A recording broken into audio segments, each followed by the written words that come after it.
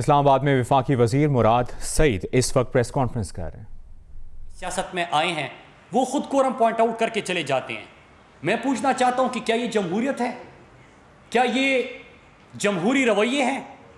یہی وجہ ہے کہ آپ ہمیشہ دیکھتے ہیں کہ کوئی صحافیوں کے ساتھ ان کی ملاقات ہو تو وہ کہتے ہیں کہ یہ کون ہوتے ہیں مجھ سے پوچھنے والے؟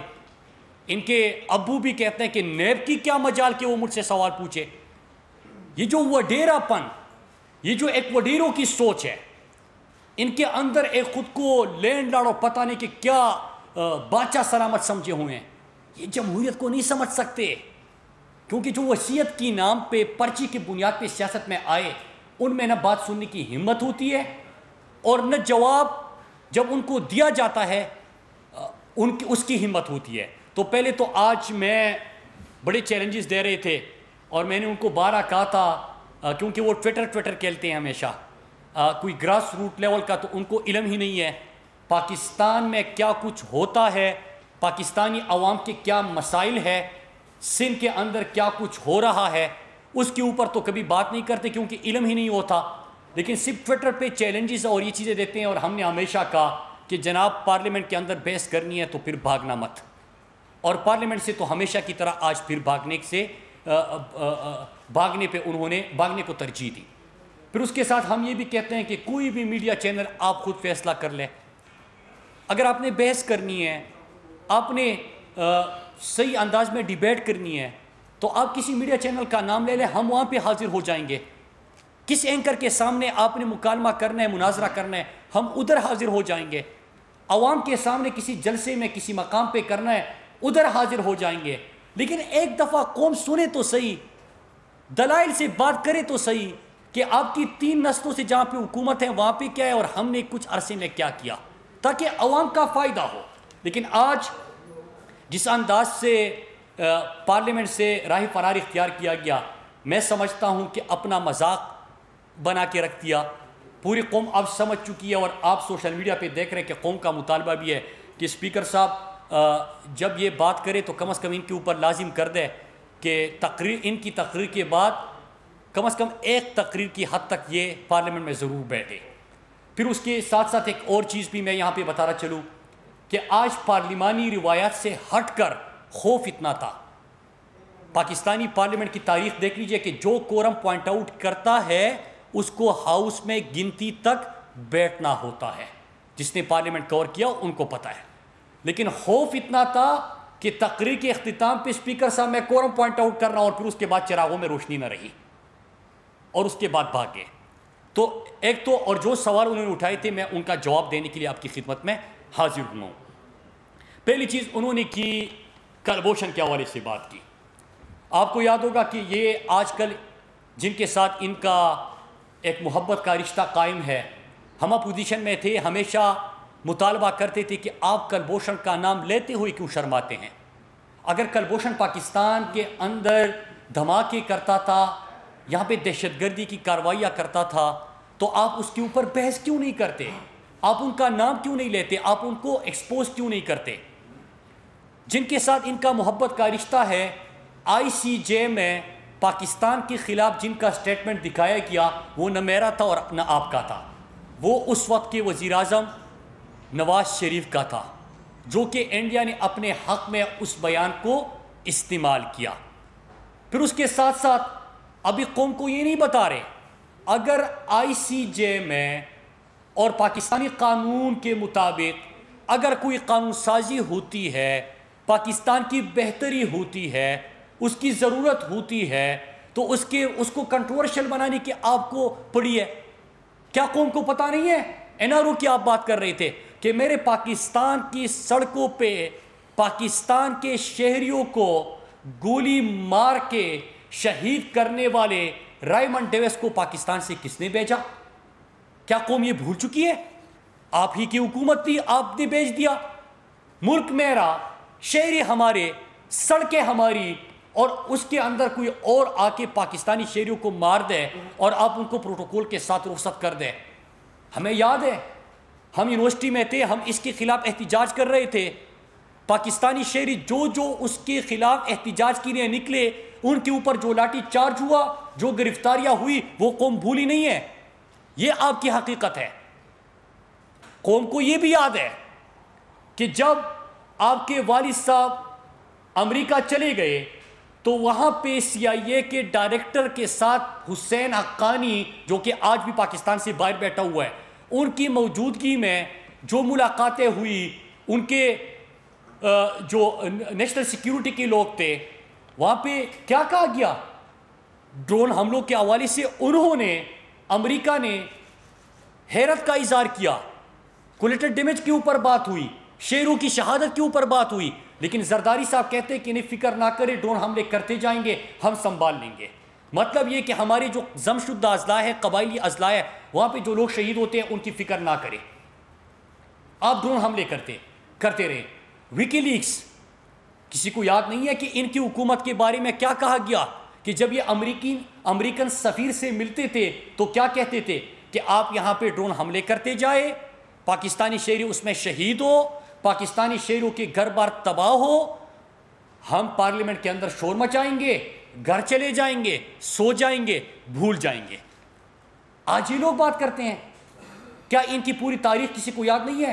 اگر پاکستان کی بہتری کے لیے کوئی اقدامات ہوتے ہیں, آج اگر کشمیر کا ایشو انٹرنیشنلائز ہو گیا, آج اگر 54 سال بعد 1 سال کے اندر یو این سیکیورٹی کونسل میں 2 دفعہ کشمیر کے اوپر بحث ہونے لگی, آج اگر پاکستان کو ٹیررزم سے ٹورزم کے طور پہ جانے لگا, آج اگر یو این کا سیکرٹری جنرل بھی پاکستان آ کے پاکستان کو ٹیررزم نہیں ٹورزم سے پہچاننے کی بات کرتے ہیں, پاکستان اس سے جانے لگا, اگر آج اقوام متحدہ کے ایوانوں میں اسلام کا اور پاکستان کا پیغام گونجنے لگا, آج اگر وہی انٹرنیشنل فورمز جہاں پہ یہی خواجہ آصف جا کے ایشین سوسائٹی سے امریکہ میں بات کرتے ہوئے کہتا ہے کہ عمران خان بڑا دینی ہے, ہم بڑے لیبرل ہیں, ان کو خوش کرنے کے لیے اپنا بیانیہ ہی بدل دیتے ہیں. امریکہ اور پاکستان میں اگر آج پاکستان کے اندر اور باہر ایک بیانیہ رکھ رہا ہے, اصل اسلام کا اور پاکستان کا پیغام اور بیانیہ سامنے رکھ رہا ہے, آپ کو اس پہ افسوس ہو رہا ہے. میں آپ کے سامنے آخر میں آؤں گا کہ افسوس کس چیز کا ہے, وجہ کیا بنی ان باتوں کی. آج اگر جو انٹرنیشنل فورمز اسلام اور پاکستان کے خلاف اور سازشیں جہاں سے ہوتی تھی, آج اگر وہاں پہ مدینے کی ریاست کی بات ہوتی ہے, ختم نبوت کے اوپر بات ہوتی ہے, پاکستان کو ٹورزم سے جانا جاتا ہے, پاکستان کو دنیا کے امن میں خدمات کے طور پہ جانا جاتا ہے, اگر یہ بحث ہو رہی ہے تو میرے خیال سے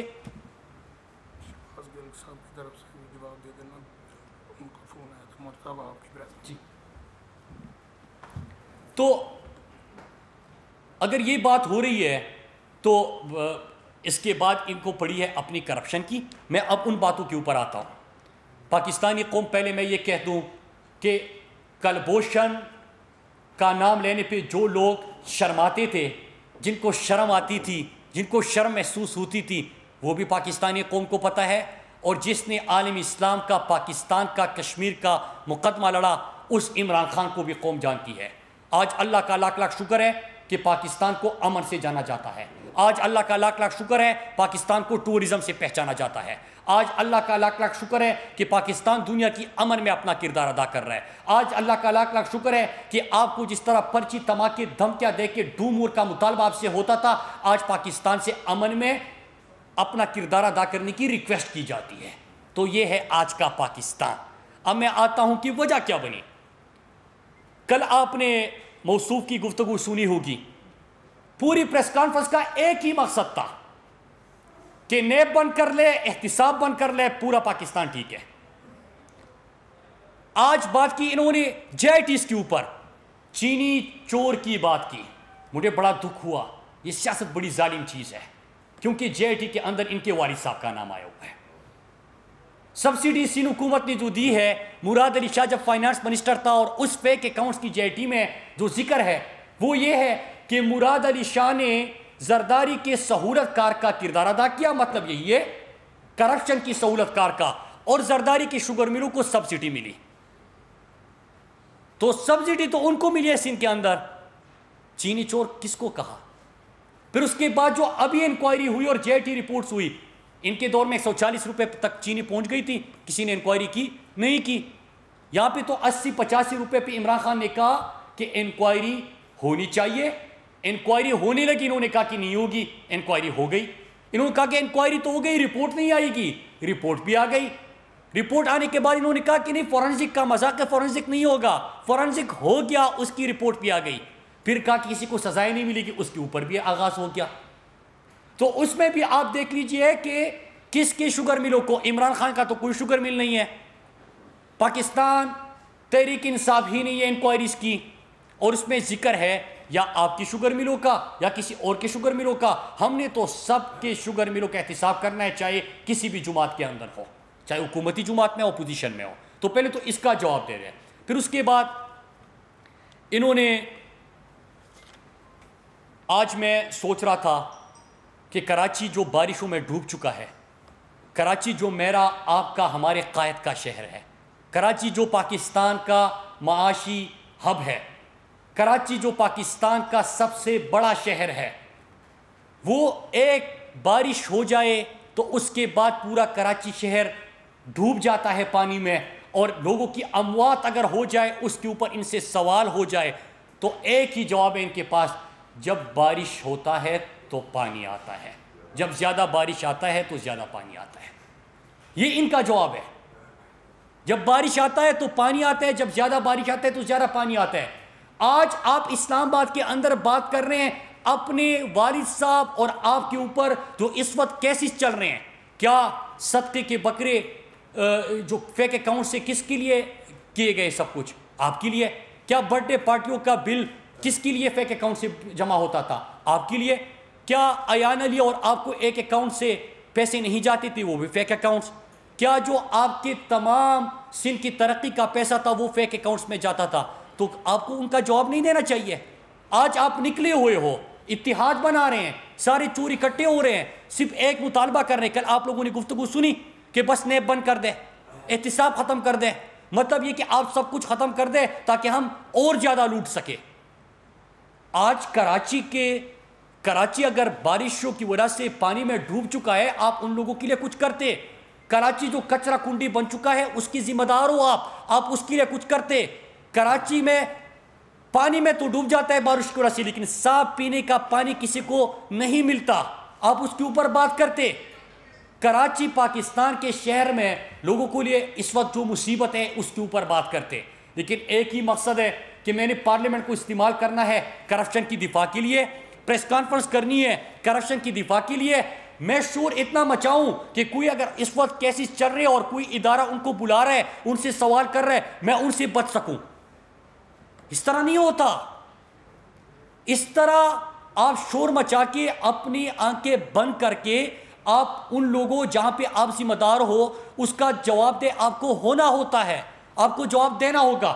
ہم سے سوال ہوتے ہیں، ہم ہمیشہ تیار ہیں، کیونکہ ہم پولیٹیکل ورکر ہیں۔ ہم ان کی طرح یہ نہیں کہتے کہ یہ کون ہوتے ہیں مجھ سے سوال پوچھنے والے، کیونکہ جمہوریت میں سوال پوچھے جاتے ہیں، پارلیمنٹ بھی سوال پوچھتی ہے، پارلیمنٹ میں بھی جواب دے، میڈیا کے سامنے بھی جواب دے، قوم کے سامنے بھی جواب دے، آپ کو جواب دینے ہوتے ہیں۔ ہم جواب کے لیے تیار ہیں، لیکن ہم اتنی گزارش کر رہے ہیں کہ آپ سے جو سوال ہوتے ہیں آپ اس کی بھی جواب دیں، اور جب سوال پوچھے تو جواب دینے کی کم از کم ہمت پیدا کرے۔ آپ رائے فرار اختیار کر کے آپ چیزوں کو یہ نہیں کہہ سکتے کہ آپ نے جو شور مچا لیا صرف وہ بکے گا اور باقی کچھ نہیں ہوگا۔ اس کے بعد میں ایک اور ایشو کے اوپر آتا ہوں